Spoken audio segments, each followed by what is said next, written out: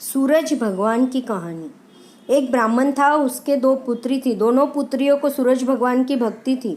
वे रोज सूरज भगवान की कहानी कहती थी। सूरज भगवान उनसे प्रसन्न थे। सूरज भगवान को रोज 4 पनवाड़ा ब्राह्मण के घर भेजते थे। इस तरह बहुत दिन हो गए। एक दिन उनकी पड़ोसन ब्राह्मणी से बोली कि आपके घर में भोजन नहीं बना है क्या? आपके घर में धुआं ही नहीं उठता। तब ब्राह्मणी बोली कि हमारे घर में धुआं उठने का क्या काम है, हमें तो सूरज भगवान रोज 4 पनवाड़ा भेज देते हैं।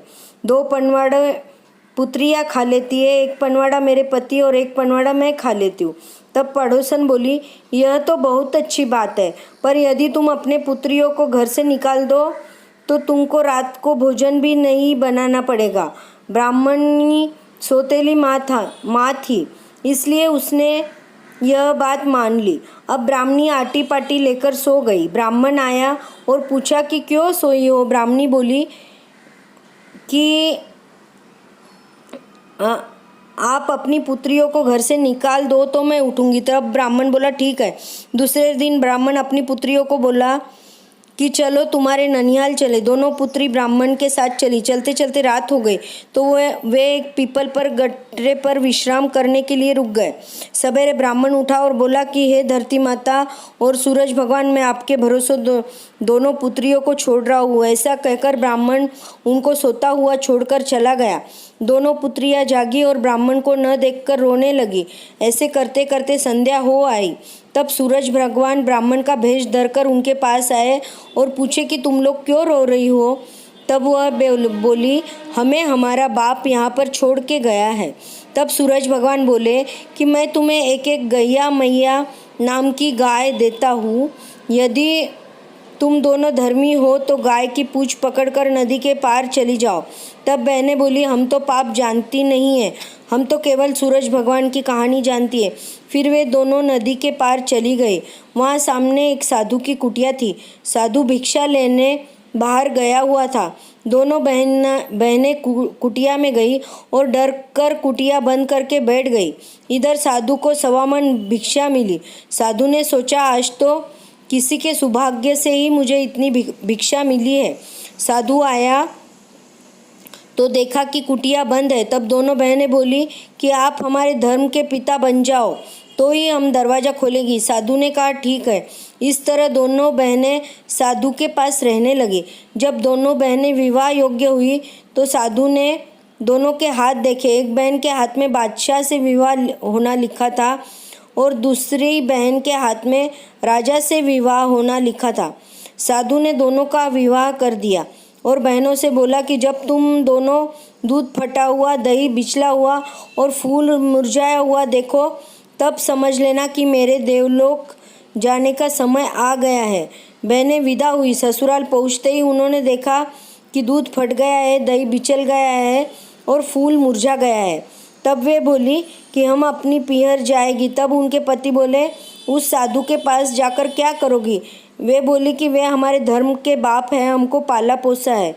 बहनें साधु के पास पहुंची तो देखा कि साधु ठीक है। तब साधु ने कहा, मैंने तुम दोनों को पूठ मोड़ा के लिए बुलाया है। साधु ने फिर दोनों को विदा किया और आशीर्वाद दिया कि तुम दोनों लदो बधो और राज करो। इधर ब्राह्मण ब्राह्मणी के घर सूरज भगवान 2 ही पनवाड़े भेजते। तब पड़ोसन ने बोल मारा कि तुम कैसी माँ हो, बेटिया को तो घर से निकाल दिया। ब्राह्मणी आटी पाटी लेकर सो गई। ब्राह्मण ने पूछा, क्यों सोई हो? तो ब्राह्मणी बोली कि मेरी बेटियों को घर वापस लाओ। ब्राह्मण बोला, अब मैं उन्हें कहाँ ढूंढूंगा? लेकिन ब्राह्मणी नहीं मानी। तब ब्राह्मण उसी पीपल गट्टा पर गए। वहाँ पर हड्डियाँ पड़ी देखी तो ब्राह्मण रोने लगा और कहने लगा कि ये मेरी बेटियों की हड्डी है। तब सूरज भगवान साधु के भेष में आए और ब्राह्मण से पूछा कि क्यों रो रहे हो? तो ब्राह्मण ने सारी कहानी बताई। सूरज भगवान बोले कि तुम अपनी पुत्रियों को किसके भरोसे छोड़ गए थे? तब ब्राह्मण बोला कि सूरज भगवान और धरती माता के भरोसे छोड़ के गया था। तब साधु ने ब्राह्मण से कहा कि यह गैया मैया गाय की पूंछ पकड़कर नदी के पार चली जाओ। वहाँ एक साधु की कुटिया मिलेगी। वही साधु तुम्हें अपनी पुत्रियों के बारे में बताएगा। ब्राह्मण वहाँ पहुंचकर कुटिया बंद करके बैठ गया। उस दिन साधु को एक पाव ही भिक्षा मिली। साधु ने विचार किया कि आज तो कोई निर्भागी आया है। साधु ने आकर दरवाज़ा खटखटाया तो ब्राह्मण बोला कि मेरी पुत्रियाँ कहाँ हैं, बताओ। साधु ने कहा कि मैंने दोनों का विवाह कर दिया है। ब्राह्मण ने दरवाज़ा खोला। तब साधु ने ब्राह्मण को 2 कुकड़ियाँ सूत दिया और बोला कि कुकड़ियाँ लुढ़काते जाओ, जहाँ सूत खत्म हो जाए वही तुम्हारी बेटी मिलेगी। इस तरह ब्राह्मण पहली बेटी के घर पहुंचा। दरबान ने रानी जी से कहा कि आपके पिताजी आए हैं। तब रानी बोली कि भंडारी आए हैं कि संसारी आए हैं। तब दरबान ने कहा कि संसारी आए हैं। ब्राह्मण आया और बेटी से बोला कि सूरज भगवान की कहानी सुन लेते हैं। तब रानी ने बोला कि मैंने तो नियम छोड़ दिया है। ब्राह्मण ने बेटी के घर मुंह धोया, कुल्ला थूका तो दीवार में दरार पड़ गई। ब्राह्मण ने बेटी से कहा कि तेरी माँ तुमको याद करती है। बेटी बोली माँ धन को याद करती होंगी, आप धन ले जाओ। बेटी ने बाप को 6 कोठों की चाबी दे दी और 7वें कोठे की चाबी नहीं दी। अन्य रानियों ने ब्राह्मण को लगा दिया। ब्राह्मण ने 7वें कोठी की चाबी मांगी तो बेटी बोली आप 7वीं कोठी की चाबी लेकर पछताओगे।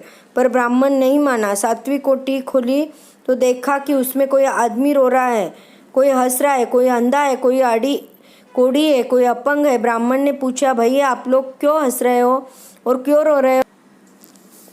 तब वे बोले कि हम तो रो रहे हैं अपनी करनी पर और हंस रहे हैं तुम पर कि तुमने बेटी के घर खाए पिए और धन बटोर कर ले जा रहे हो। तुम्हें तो 7 जन्म में भी कई जगह नहीं मिलेगी। तब ब्राह्मण को बुद्धि आई और बोला कि अब मैं पश्चाताप कैसे करूं। तब सब बोले कि तुम ऐसे कहते जाओ कि मैंने बेटी के घर की रोटी खाई तो तुम्हारा पश्चाताप पूरा हो जाएगा। अब ब्राह्मण दूसरी बेटी के घर पहुंचा। दरबान रानी से बोले कि आपके पिताजी आए हैं। तब रानी बोले भंडारी आए कि संसारी। तब दरबार ने बताया कि संसारी आए हैं। अब बाप बेटी दोनों ने सूरज भगवान की कहानी सुनी।